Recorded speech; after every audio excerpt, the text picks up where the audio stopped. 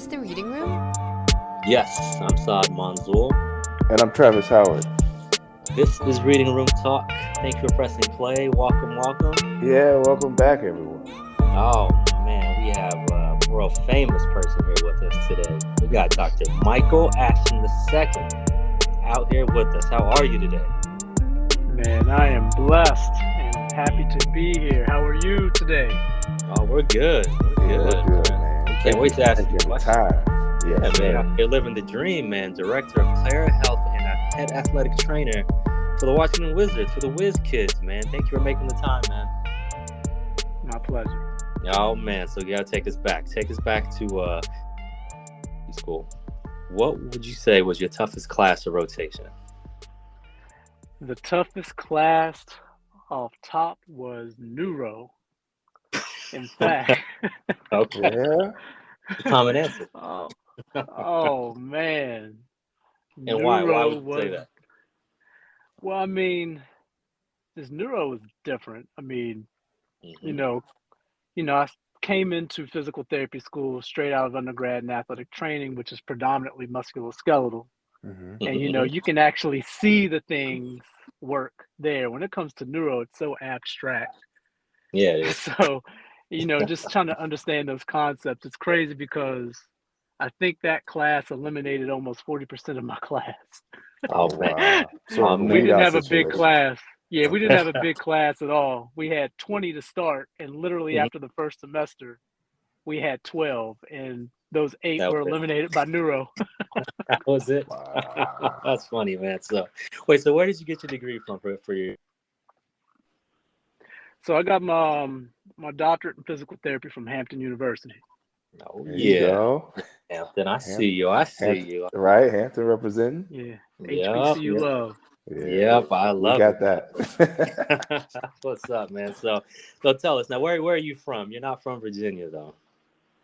No, so I was raised in West Virginia, but I was born in Akron, Ohio. So I was born in the city of greats. Stephen Curry, LeBron James. There you go.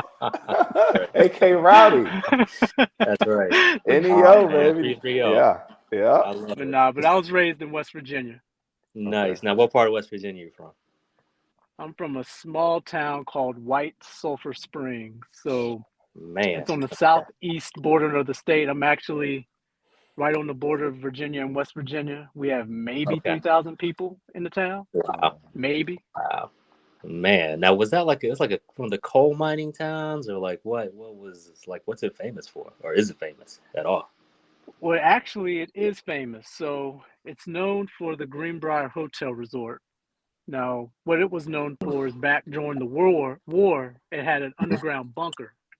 So in the case that the United States would have been attacked, they would have moved the president to this underground bunker, which is almost like an underground city under the hotel. Oh, that's dope. Yeah, nobody knew anything about it until the late 90s, where they kind of opened it up and then they just started storing technology there. But a lot of people come to this hotel. It's a 5-star resort now, so it's pretty cool. Mm-hmm. Oh, that's really cool. Been there? You've been in the bunker, as it were. She said, "Have I?" Yeah. No. Oh, okay. I didn't know if it was open to the public now. No, it is open to the public. It's open to the public, but I've never gone. Oh, I see. Interesting. Wait, so tell us about the makeup. What was White Sulphur Springs, West Virginia like growing up? Like, what was? We have what we think it is, but you got to tell us what it actually was. Well, we had 2 stoplights, and only so that kind of gives you. That's why look. Nobody's there. Exactly. Right. Literally, look, we had Main Street. That was pretty much it. Although, West Virginia in itself doesn't have a large African-American population. It has maybe 3%. But in White Sulphur Springs, it's in Greenbrier County. That's probably where the majority of the African-Americans lived. So there was 3,000 people in the town. We probably made up about 50 of them, but it was a close-knit community. Definitely a big close-knit community where everybody knew you. Actually, the bad part is that everybody had permission to spank you. So you couldn't get away with anything. Like everybody couldn't get away with anything in that town. Everybody knew you. Man, that's the way it's supposed to be. That's that community. Everybody's kid, you know? Oh, literally. Like, look, they say it takes a village. Oh, Yeah. you definitely felt the village. Man. The whole village. Oh, that's awesome. I love it, man. All That's those cool, people man. poured into you, man. That's awesome. I love it. That's No, really it was cool. no, I had a good childhood. I mean, close-knit Mhm. community. You know, because it was small, you had a little bit more of autonomy. You could kind of ride around on your bikes, go anywhere you wanted. It was Yeah. cool. Yeah. No, that's nice. That's nice. Just being able to like, just be free basically, because like the city's not too big, not too much going on, which is that's awesome, man. That's really cool. And Yeah. now did you play sports, or how'd you get interested in like, what you ended up doing? Like, were you kind of into sports, or you just kind of into wanting to be something in healthcare? Like, what were your like thoughts growing up, I guess? Oh man. Normally when people ask me this question, I kind of start in high school with an injury, but Mm-hmm. I've kind of thought more about this, and to be honest with you, I would say that how I got to where I am now is kind of a dream within a dream. Hmm. So, and I'll try to keep it concise, but I'll break it down. So, to answer your first question, yes, I was involved in all sports. So, I Mm-hmm. played basketball, football, baseball, ran track. Nice. I did it all. I mean, once I got into high school, I narrowed it down to basketball and track. Mm-hmm. But when I say it's a dream within a dream, so basketball is always my first love. Mm-hmm. And I was kind of introduced to the sport by the one Michael Jeffrey Jordan. Mm. You know, Yeah. his airness. And it was weird because, like, in West Virginia, like, we got all of the Chicago Bulls games. Oh, So, you guys like just WGN, like, I guess. Yeah, yeah, that makes. absolutely. Yeah, Yeah, we had yeah, channels 2 through 13, and it was channel 3. yeah, yeah, yeah. But, That's really. like, I would say, like most kids, I was very enthralled with the Bulls introduction. You know, that thing Oh was just man, Oh yeah. to this exciting. day, Sure to did. this And, day. to this day, exactly. So, I'm always hearing Michael Jordan announced at the Yeah, very, yeah, yeah, at the end. I'm like, you know what? That I want to be that one day. yeah, I want to yeah. be that. So that's kind of what drew me to basketball. Now, fast forward to about when I was 12 years old, it's kind of random, but out in the playground, and we decided to play a game of Red Rover. Are y'all Mm. familiar with that game, Red Rover? Uh-huh. Yep. Yeah, for sure. All For right. sure. Yeah. So, we decided, even though we weren't supposed to play it, we snuck and played it during recess, and it was the boys against the girls. Okay. And, and so, of course, I'm plotting. I'm like, when they call my name, I'm going to try to run towards the cutest girl because I want to have an excuse just to run into them and start a conversation. So anyway, they call my name. Hey, so, Red Rover, send Michael right over. So of course I'm like, yes, this is my time. So pew, I'm taking off. Lo and behold, there's this pothole that kind of comes out of nowhere, and I step in it. And the only thing I remember is I'm kind of gliding in the air. Mm. And next thing you know, I just feel some arms kind of go around my neck. So I kind of flip around the arms. I get clotheslined, and I land on my ankle, and all I feel is a pop. Oh no. Man. Now, I was 12 years old, so I was trying to protect my cool. So there's no way I was going to cry in front of my friends. So the only thing, I just knew something wasn't up. So I just got up and hopped straight to the principal's office. I just knew I couldn't bear weight. So I kind of waited for the bell to ring. Yeah. And once everybody was gone, I just started crying. You had to let it out. Yeah. So I ended up fracturing my ankle. Oh no. And I felt like that was the end of my world. I was like, you know what? I can't play basketball. I can't run. So I would say that was kind of my first introduction into the medical field. Oh, that's interesting. Did you have like a surgery, or did you see a doctor? Like, what ended up happening?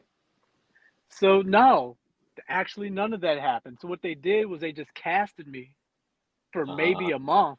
And then after they took the cast off, I was like, all right, you're good. A month? A month. Shout out White Sulphur Springs. That's how we do it. Wow. And so after a month, I'm looking, my leg looks like a crutch. Like, it's so skinny. I mean, I have chicken legs anyway, but It was even smaller, and like my foot was like turned out to the side. I'm like, my foot didn't look like that before I broke it. That's interesting. Okay. Right. So Yeah. of course, you don't know any better. So I'm just doing what I do. But it took me forever to kind of come back from that. So I mean, I played junior high sports and just kept hurting my ankle. It took me probably a good 2 or 3 years to actually get it back. Rehab. So I want you. There was no rehab. It was just, hey, go do what you do. Put this air cast on it and go. Oh, so man. It was that moment where I was like, you know what? I can never let this happen to anybody else. I'm going into the medical field. Oh, that's awesome. Yeah. Very So cool. bookmark that. So then fast forward, I'm playing high school ball, and in a game, I'm going for a fast break, and I get pushed and land on that exact same ankle. Thought I broke it. And they were like, you know what? You need to go up to the training room to see the athletic trainer. I'm like, what? What is that? They're Who like, is yeah, that? yeah, who? Because I mean, in high school when you're playing sports, like there's a mandatory weight room class. Okay. So I'm just like, okay, I've been going up to the gym for 3 years and never have I seen anybody in there that remotely looked like an athletic trainer. They're like, oh yeah, he's up there in the closet. He was literally in a closet. Literally, like, that's they wild. opened this door. I'm like, you've been in this closet the whole time. But no, so like, I go up there, he puts me in an ice tub, puts me in a warm tub, he puts these electrodes on me, and I'm just asking him questions. I'm like, so what is it that you do? He's like, I'm an athletic trainer. I said, so literally all you do is work with athletes? He was like, yeah. I was like, what's that major called? He said, well, you got to go for sports medicine. Okay. So okay. So I'll kind of stop there because I'm pretty sure you'll ask questions. So it's those few things that kind of put me on the path of where I am now. It's like my love for basketball, then something happening to me, and that's kind of what started me on my journey. That's awesome. That's awesome, man. Shout out the closet. But that's crazy because back in the day, like in your smaller schools, that's where the athletic trainer was placed. They were back in the closet, sometimes in a storage room. Sometimes they didn't even have a room. So I'm trying to think back. Like, I don't even know if I never saw him or. Yeah, I definitely never saw him. And I programs nowadays, man, they got like I'd be a little different. a bunch of people just waiting, injections and everything else in some of these programs. Exactly. It's definitely different, man. Now, so you ended up where'd you go for undergrad? Go there for undergrad. So I decided to go to High Point University. One, I wanted to get out of West Virginia. Yep. I was so tired of West Virginia because, as you can imagine, I experienced a lot. Yep. I mean, I'm not going to hide it. It's really weird. Like, West Virginia has its racism. Yeah. But it's strange because, the history of West Virginia is it broke away from Virginia because it wasn't about that slavery. But yet, that's so interesting. Yeah. But yet, you go there and you wouldn't be able to tell. So, now, do you remember any particular like situations that kind of like just that kind of like molded you feel like? Oh my gosh, do I? I mean, I have stories at end, but I would say that like the biggest lesson that I took that my mom and my father told me was like, people are going to do things to provoke you. You can't control that, but you can't react to everything because people would do that to set you up. That's right. Because of course, you have people calling you names, people trying to bully you, and you're going to do what you have to do to protect yourself. But at the same time, because they know you're going to react, they will intentionally do things to get you to react, and then you're in trouble. Yep. So it taught me, I would say, the biggest lessons from everything that I learned from racism, which we could do a whole other podcast just on the things that I experienced growing up, is just the ability to respond and not react. Oh, that's big. I mean, I feel like for you, I mean, like in West Virginia, you're playing sports, traveling around. I'm sure you heard a lot of stuff, like going from like these little cities and like listen to the crowds and everything. That must have been crazy.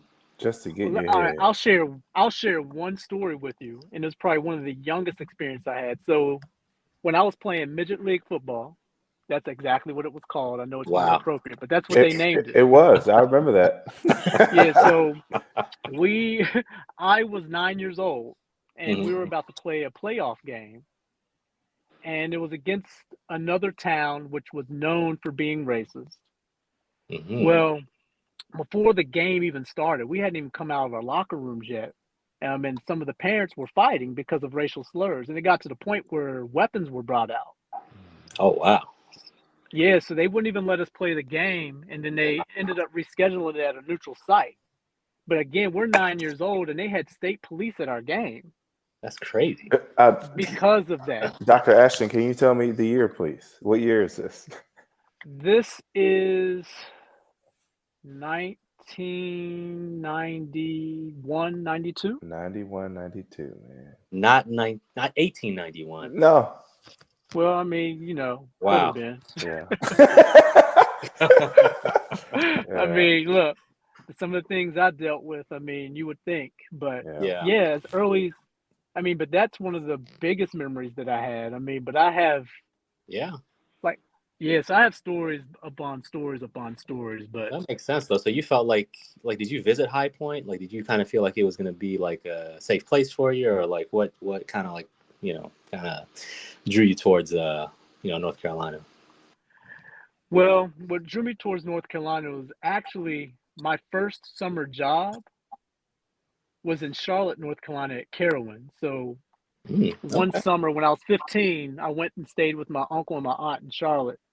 And I just fell in love with the city. And I was like, you know what? Yeah. I'm coming to Charlotte, North Carolina when I go to school, when I go to college. I love North Carolina. I love Charlotte. However, the school that I applied to, Queens, they weren't trying to give a brother enough money. And and they didn't necessarily have my major. So High Point University, I knew a couple of people who had gone there, and they also had my major. And I was like, well, it's close enough to Charlotte. Yeah. For an hour and a half, and it's not in West Virginia. So that's ultimately what led me there. I mean, no real rhyme or reason for, I mean, it had my major, and it was in North Carolina and close to Charlotte. And they gave you the money. No, that makes sense. That actually makes sense. They gave me some money. So. Which, again, look, like hindsight's 2020. I wouldn't change anything that I did, but I actually had an offer from another school which was willing to pay almost a full ride. Oh, I see. But because it resembled West Virginia, I was like, I'm not going there. So I decided to go to High Point and go in debt. Yeah. High Point was giving me more money than Queen. So, yeah. Look, good intentions, bad financial decisions, but whatever. I don't know. That's a good point, though. To some of our listeners, you know, it's like, for me, I feel now there's levels to it, right? Yeah. But money isn't everything, right? You could take the money and go somewhere and be miserable, and I think that has a way of shaping you too. So, you know, I mean, for what it's worth, you were young. You may maybe say you were a little bit naive or not a good financial decision, but I'm sure you could go on and on why you don't regret that decision. Yeah, I mean, like you gotta go to some place where you feel like you can succeed. Like if you feel like the other, you know, program was like in a place where it was just reminded you too much of like West Virginia, like you could have had a situation there that just made you drop out anyway. So, you know, the fact that you kind of chose like High Point based on like, you know, I'm gonna be comfortable here. So North Carolina is close to Charlotte. Like, it was a good decision. I mean, you made it out. You know, like that it worked out, even though like, you know, you gotta put some money into it, of course, but you finished, and that's a big deal. Like being able to do a program and finish and do the athletic training degree that you wanted to do is important. So it all makes sense, man. So from there, what was your next step? I guess after you graduated. Well, I guess before I go there, I should probably go into how did I get into physical therapy. Oh yes. Yes. So like I told you before, I knew I wanted to be in the medical field. I mean, originally I wanted to go the physician route. Then, of course, I stumbled up on sports medicine. But even once I got into athletic training, they had tracks. So one of the tracks was to prepare you for medical. One of the tracks was to prepare you for physical therapy. And they had like 4 or 5 different tracks. So Man, shout out High Point. It sounds like they were legit. That's pretty good. Oh yeah, they were legit. And so, of course, when I first got there, I mean, I was naive, and I had heard of physical therapy, but I didn't know necessarily what it was. Mm-hmm. But it wasn't until like my sophomore year, once I actually got into the program. So you actually didn't get into it immediately. The first couple years, you had to go and do competency classes, which was volunteer time. So they weren't even official classes. So every week, you had to go to the training room. They taught you a skill. And then at the end of the week, you had to take a test. Now, if you wanted to be in the athletic training program, you had to do this on top of the prerequisite courses. So you had to do that for a year and a half. Yeah. And then based on how you graded out on your competencies in addition to your prerequisite courses determined whether you got into the program. So they only selected 12, and there were like maybe 50 of us that were going for it.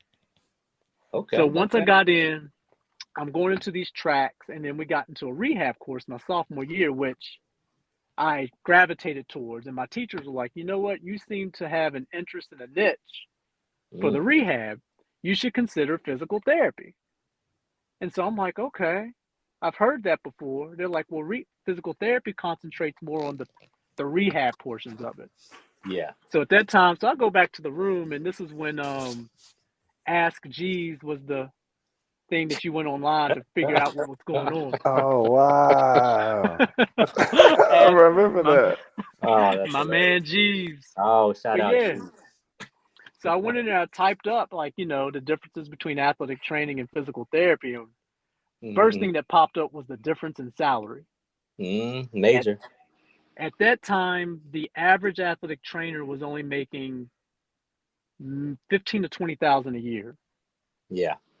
And I'm like, wait a minute. Yeah. I can make that at McDonald's. Yeah. I'm not about to come out with a degree and then, have to suffer, where a physical therapist was making around 50 at that time.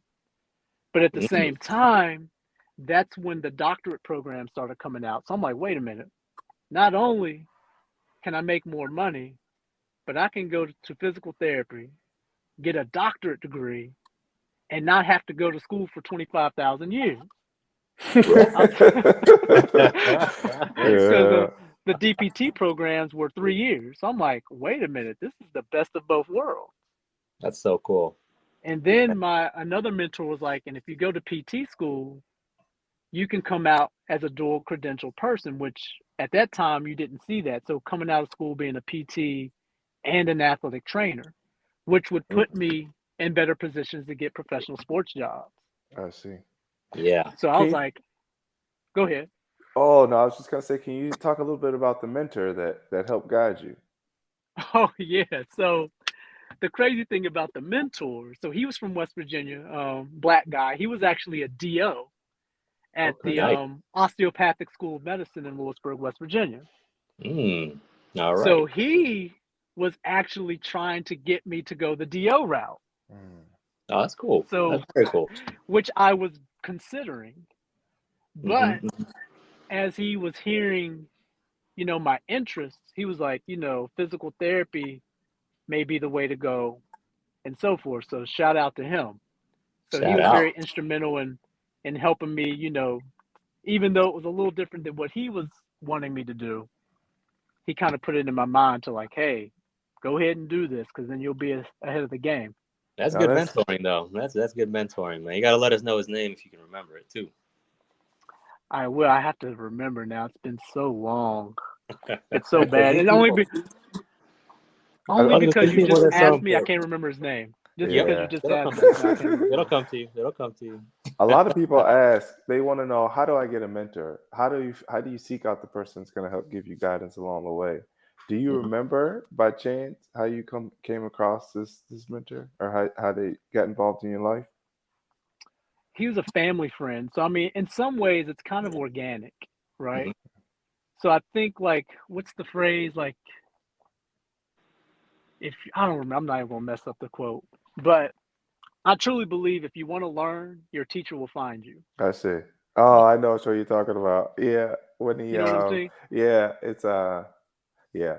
when the teacher, when the student, the teacher's present when the student arrives, something like that. Yeah, something like that. So it's one of those things where like he was a family friend. He knew that I was trying to do, like I actually didn't seek him out. Now later on, I did seek out different mentors, so I can answer from both. Like he kind of reached out to me in the beginning, but as I got further in my career, basically I was just trying to look for people that were doing the things that I wanted to do. Yeah. And I took initiative to reach out to them. Now, the thing is, when it comes to a mentor, it's a give and take relationship. Like you got to give just as much of the things that you're trying to receive. So it can't just be a one-way relationship. So that's the thing for me is that I knew what I wanted. I took initiative. I offered myself to them and they gave back. Love it. Nice. Yeah, man. That's how it goes, man. Can't be understated. You got to put in the work. You got to show the energy. You got to be willing to put in the time. People recognize that and they'll be willing to help. Like Travis says, you might got to send 2 emails. Yes, indeed. That's right. Send a follow-up. Man. Oh, that's awesome, man. So from there, did you take some time off, I guess, between High Point and Hampton, or like what was your path at that point? Well, no. So I guess I'll back up a little bit from there. Mm-hmm. So once I decided to go the physical therapy route, one thing that was important for me, because even though like at High Point it was a little more diverse, but still within my classes, there were maybe only 2 of us. Yeah. So, so I felt like at that point, like, I've been there, done that, being, truly the minority. Mm-hmm. So when I was taking the next step, I was like, you know what? I think it's crucial for me to be in a college where there are people who look like me.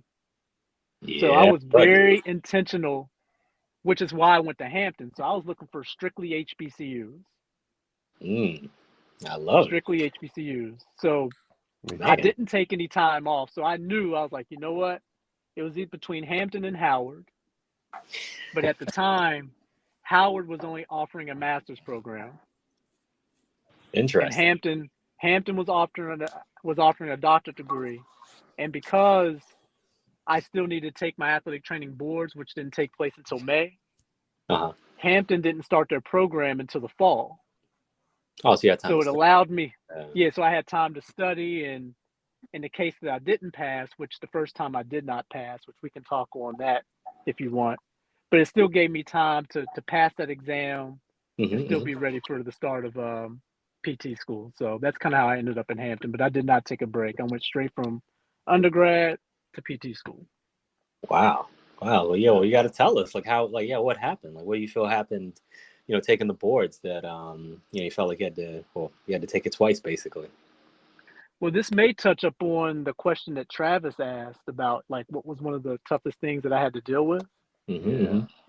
So going into my last semester, I was, we're trying to get all the courses taken to make sure that I graduated. Well, my advisor had me, so I had to take this American history course. And so, and there was like 5 different courses. It was like American history, 1870 to 1900, 19 to 1940, what have you. So we're going through my courses and she's like, you need to take this course. Well, she ended up having me take the wrong course. No shout out.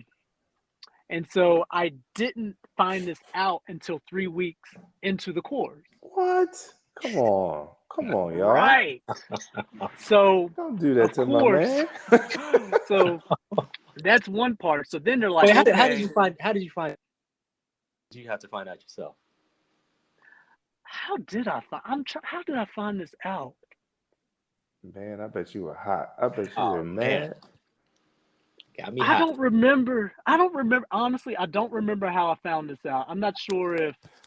No, I think what it was is another one of my classmates was saying, "Yo, Mike, what class?" Because I think there was only one class that you could take, and another classmate was in there. Like, Mike, well, aren't you in this class? I'm like, yeah, it's such and such and such. They're like, but it's supposed to be this course. I'm like, no, my teacher told me this one. So then I went to the course teacher, like, no, you're in the wrong course. So that's one. And they're like, well, you actually need to take this class, but because you're already 3 weeks in, you can't jump. You can't. The only time that you can take this is in the evening program. But because you're a full-time student, you're not eligible to take it. And the only time this course is taken is in the second half of the semester. It's only offered in the spring semester. So ultimately, they were saying that I wasn't going to be able to graduate. Oh, man. What did you do? So, of course, I take it back to my advisor, and she breaks down like, oh, my gosh, I am so sorry. You know, like she broke down crying. Oh, man. And then the director of the program sees us, which he is heaven sent. He is heaven sent. He was just like, hold on, what's happening? So he was really upset. And he's like, you know what? Don't even worry about it. I'm going to take care of it. Okay. So here's the other part of it. So that's one aspect. That's the second. So the third aspect of it is that my spring sport was baseball. So of course, in the evenings is when I'm supposed to be covering the sport. Right. Well, because they wanted me to graduate on time, they're like, you know what? On evenings that you have class, don't even worry about it. Okay. Well, because I was having to take this evening course, that was taking me out of the training room, and then I wasn't able to study. Oh, man. I wasn't really able to prepare. So butterfly effect. That's crazy. But I was thinking, like, you know what? I felt that I was like, well, you know, I think I know enough to at least pass the exam. That was not the case. So really interesting. When I went and took the exam, I failed the exam. And so, but I was like, you know what? I think it was another blessing in disguise because I really got to sit down and study for it. And because of that, my first semester in PT school was a breeze because basically everything that was on my exam besides neuro was basically the things that we went over the first semester of PT school. So it worked out in my favor. Oh, man. And you didn't waste any time. That's good. You didn't have to take time off, which is awesome. So, man, that's you avoided disaster. Yeah, because they were really saying like, no, you're not going to be able to take this course. No, you're not going to be able to walk. And like, I'm like, how? And I was like, based off of something that wasn't my fault. Yeah, you got some bad advice. It worked out. Man. Well, Mike, you strike me as somebody who sees the glass half full. You strike me as someone who will keep pushing and persevere even when it gets difficult, and try and find the good in whatever trial tribulation you go through. So, that where do you get that from? How did you learn to do that? I would say first and foremost, my family. Family, good family support. Ingrained values into me. I would say, and through my family is where I found my spirituality. So, I'm grounded. I'm a very spiritual person. Wonderful. I'm grounded by a moral code. So that's what keeps me going. And just understanding that your mindset is what helps you succeed. I mean, whatever you direct your attention to, that's what you're going to get. That's so true. Like rather than sit here focus on like, you acknowledge that things, like you're not naive, you acknowledge that things aren't great, but you can't let that dictate you and how you respond. Right. Yeah. So I would say it's more so, the family and my spirituality.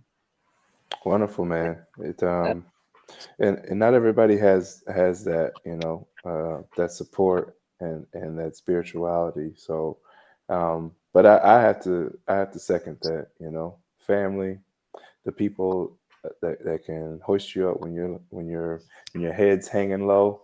That's what we need. So that's major, man, because it's gonna happen. Things are not gonna go perfect. You're gonna have bumps. It's gonna be, you might fall off a couple times, but you got to keep going. And just having that having that, that baseline is super important. That foundation is going to keep you going. So it doesn't matter what happens. It's like your response to it. So you just keep on responding, man. So we got to fast forward here. So you got to tell us. So you're like athletic trainer basically for the Washington Wizards, which is an awesome job. I feel like everybody want to have that job. And you actually have this job, which is amazing. And there's only 30 of these jobs, right? 30 of these like programs. And you've been with 2 different organizations, with the Thunder as well. So like, tell us, how'd you navigate this? How did you, this peak basically? Oh, wow. How did I get here? I ask myself that every day because I have to pinch myself. Like, am I really here? But no, honestly, it started off with a plan and a goal. And many times along this journey, I mean, people thought I was crazy. They're like, it's impossible. It's impossible to get there based off of where you're from, some of the schools you've gone through. I mean, Saad, you and I have known each other for almost 15 years. So you met me at the very beginning of this post-grad journey. And long time. I literally, and I honestly, I got here through inconvenience. Like I didn't have the networks for one. Yeah. So I had to go and build those networks. I had to move across country. I had to further my education and my training. I had to do a lot of volunteer hours. I had to take lower salaries. So I had to do a lot because I just didn't have that automatic segue like some people do to get in. Yeah. So, I really just had to keep pushing and working and finding a way to break in because I didn't have the networks. Yeah. So it encompassed all of that, just inconveniencing myself, acknowledging that I would have to do more than what most people do to get in. But again, accepting that was the part of my journey and my process. So I just did it. Yeah. At what point was that your goal? Did you know, like, that's what I want to do? I want to be a professional athletic trainer. I would say that injury my senior year in high school. Well, I got to add this other story to it. So like I told you before, diehard basketball fan. I was crazy. Like I was literally that kid that no matter what was happening outside, I was out there on the court. If there was snow, I literally shoveled off the court, had gloves and a poncho and was shooting. If it was raining, I had my poncho. So I was literally all in. I'm like, I'm going to make it. But I had my reality check going into my sophomore year. That same summer that I went to Charlotte, I also went to a basketball camp. Did really, really good. And there were like 5 of us that they invited into this like summer league. They're like, you know what? We want you all to come and join the summer league. It's where some of the best high school, junior high talent is in the city. So I'm like, cool. So, first game, so I may have shared this story with you before, but first game, they actually started me, I'm feeling like, okay, like I'm used, like these guys were huge. So like I was 5'0", maybe $115, but I was, most of the time I was a lot quicker than people. And I was so used to playing against older people. So I'm like, this is nothing. I'm about to go out here, show them that a boy from the country can ball. Go cook. So I got out there first play. This guy's guarding me, and I hit him with a crossover. Wow! I go up for a layup. Man, all I saw was this shadow. This dude jumped, caught the ball with both hands. Get out. Tapped it against the backboard. Oh man! Went the other way. So I'm not gonna lie, my ego was hurt. So of course, I'm like, he's embarrassed me. My uncle's in the stand. I'm like, I got to get him back. So the very next play, I go down and I try to get him on a different move. He picks my pocket. So he's going down court and I run to try to cut him off. I may have met him at the free throw line. This dude hit me with a mean spin move. Went up and dunked it. Yum. 2 hands. Oh, I know. I hear. Oh! No. I look in the stand, and my uncle just has his face in his palm. Oh man. Oh. And then I'll let y'all guess what happened after that. What do you think happened 2 seconds after that? You got called out. You got. You daggone right. You hear, oh. Yeah. The coach called me over and just sat me down, but she said, "Go ahead, sit right here." Yeah. And so at that moment, real talk, I was like, you know what? I was like, if I really want to go somewhere with this, I said 2 things are going to have to happen. I'm going to have to get extremely good over the next couple years, and I'm going to have to grow about a foot because all these guys were 6 feet and above, and here I am 5 foot nothing. So at that moment, like, it didn't stop my work ethic, but I knew at that moment that I probably should start switching gears on what I want to do once I got out of school. Then you fast forward to my senior year when I got hurt in the game, and then that's when right then and there I was like, you know what? I may not play the sport, but here's another way where I can help others who want to play the sport and maybe get in that way. Okay. I love it, man. Time to ask Jeeves. Yeah, that's how I got there. That's when the goal was really cemented for me, my senior year of high school. That's awesome, man. So tell us. So I met you in DC, obviously. So like from DC, you actually, so you kind of mentioned this. You kind of had to like go different places. So tell us about the places you went. And I feel like you kind of made the most of your opportunities in these places. So I did. So while I was in DC, I started a post-grad specialty in manual therapy. mm-hmm. So while I was in DC, I had to travel to Fort Lauderdale, Florida 2 times a month for a year.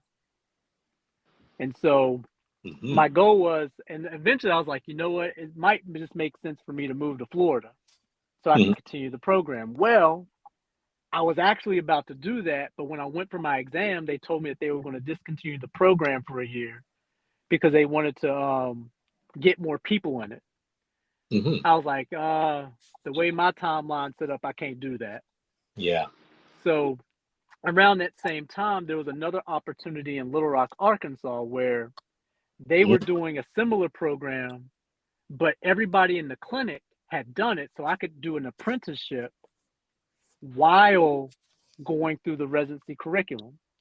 So rather than going to Miami, I up and left DC and moved to Little Rock. And so I stayed in Little Rock. What's that? Not Miami, basically. Yeah, it's weird because, I could have, it's one of those things, I made the mature decision, but think about it. I was like, do I stay in Miami or do I go to Little Rock, Arkansas? Well, that's important though, man. I feel like a lot of people like these decisions come up and like you're gonna have to make these tough decisions. Like if you're really serious about making it in like your profession, you're actually gonna have to like make these actual sacrifices, like you said. It's true. Yeah. So I went to Little Rock, and the crazy thing is, I went there and started making, I had to take a significant salary reduction. So I went from making close to 6 figures to making $35,000 a year. Yeah. Wow. And so I went there to continue my residency and fellowship. And actually during my fellowship year, I had to do a similar thing that I was doing in DC, except this time I was traveling from Little Rock to Seattle, Washington. Man. So I had to do that 2 times a year for an entire year. Man. Yeah.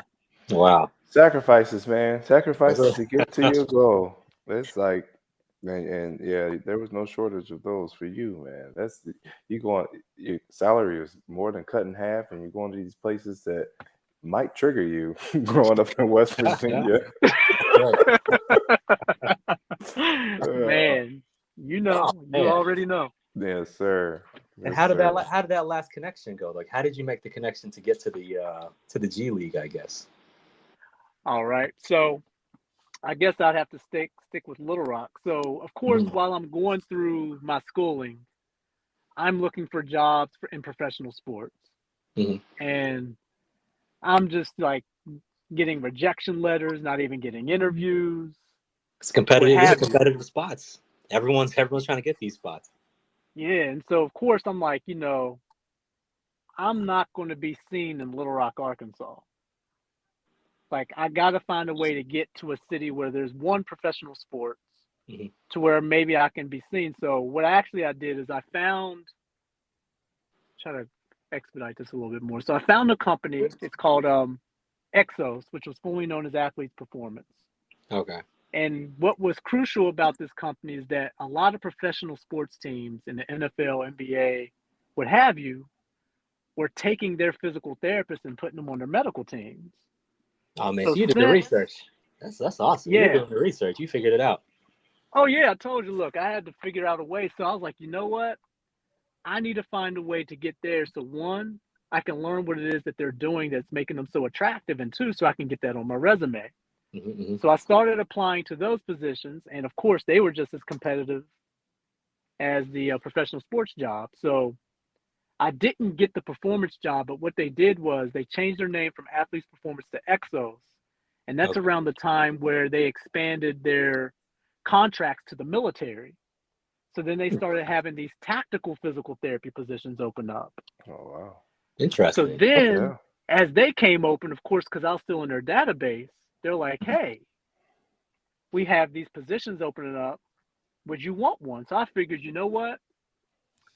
I may not be on the performance side, but I will still have access to their curriculum, and I'll still be able to use their name.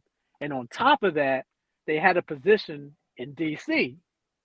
Man. So I was like, oh, I'm jumping on it.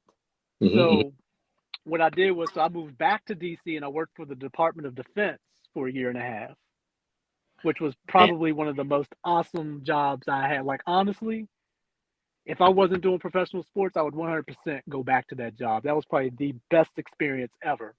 That's kind of how I ended up with OKC. So, of course, I worked here for a year and a half. An opportunity came open in the G League.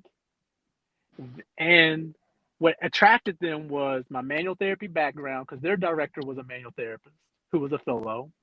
He was also an athletic trainer, and he was also very familiar with Exos. So because I had those three things that you basically planned to have, basically. There you go. It worked out in my favor. There you go. So the thing is, though, it wasn't an NBA job. It was a G League job. But again, my thing was, hey, whatever's going to get my foot in the door, if I have to work in the minor league system to get it to be seen, I'm going to do it. There you go. So I did it. So I went to the G League in OKC. Man, that's awesome. And you were in the G League 2 years, I guess, right?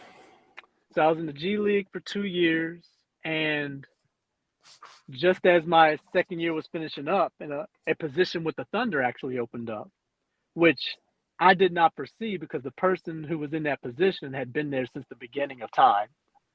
And I mean, that's with all due respect. I mean, he was an OG in the NBA. He was the first athletic trainer with the OKC Thunder, which I was privileged to be able to work with him because it's the lessons that I learned from him and observed from him that helped me get to where I am now. Yeah. But nobody saw him leaving. And all of a sudden, you know, he went to take a director position somewhere. And I guess they were comfortable with what they had seen with me in the G League to move me on up. Man. So then the next year, you're basically sitting on an NBA bench right next to the coach. Yeah. Crazy. Yeah. Doing your thing, man. That is awesome. And this year, what year was this? It was 2017, I think. So my first year with the parent team, the Thunder, was 2018. 2018. That ended up being an MVP year for one of the players. Absolutely. Yeah. Man. Actually, no, that wasn't the year. I can't take credit for that. So his MVP year was actually, I think it was 2016-17. That was the first year. Yeah, but I mean, I guess the year you were there was like, I guess it was the PG year. That's awesome. You're just like in the middle of the NBA action, like you were there, like you had made it. Yeah, so absolutely, I was there. Yeah, my first year was the first year PG was there. What do you love? What do you love about your job currently? Like, oh man, I would say even before my specific job, the thing that I love about just being in the medical field, but specifically like physical therapy and athletic training, is what drives me is my love to help people. Mm-hmm. Like physical therapy is my ministry. Like this is my way of being able to reach people where they are, being able to work with them one-on-one, help them through obstacles to help them live a better life. The thing about the NBA is that I'm now having access to a group of people that not too many people can access. And they're not a very trustworthy, like they don't trust people, which I mean, rightfully so, because most people in their camps, have ulterior motives. So the fact that I'm getting to help them not only make a living, but hopefully in some ways, being able to inspire them, being able to reach them and show them that, hey, I'm actually here to help you rather than take from you. That's really what drives me every day. And then, of course, I get the best seats in the house every night. There you go. But really, it's my love for helping people. Yeah. And particularly being able to be in a population. I mean, I'm helping young Black men who are giving things that most of them aren't even prepared to handle. Yeah. So the fact that I'm being able to help them in a pivotal aspect of their life, that drives me every day. It's bigger than me. It's so much bigger than me. Oh, that's wonderful, man. I love that. That's so cool, man. I love it, man. So now we'll get you out of here on this one. So let me ask you, what would you struggling trying to make it through, like, physical therapy, athletic training, DPT school, like what would you tell them, like, to help them get through? I would say turn adversity into advantage.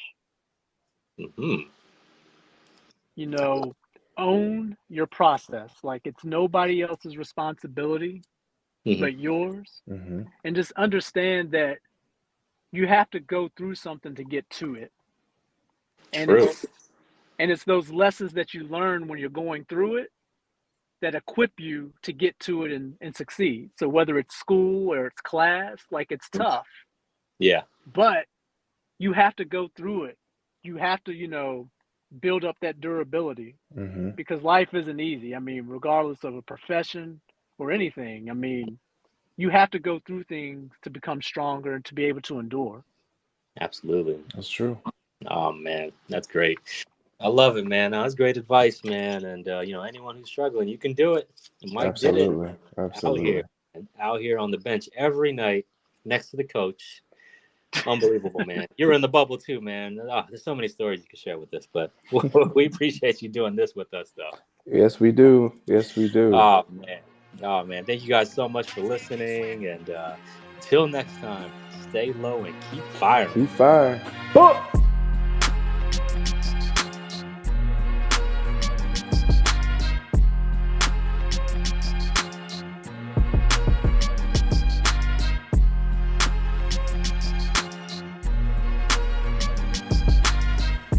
Please subscribe, rate, and review on iTunes or wherever you get your pods.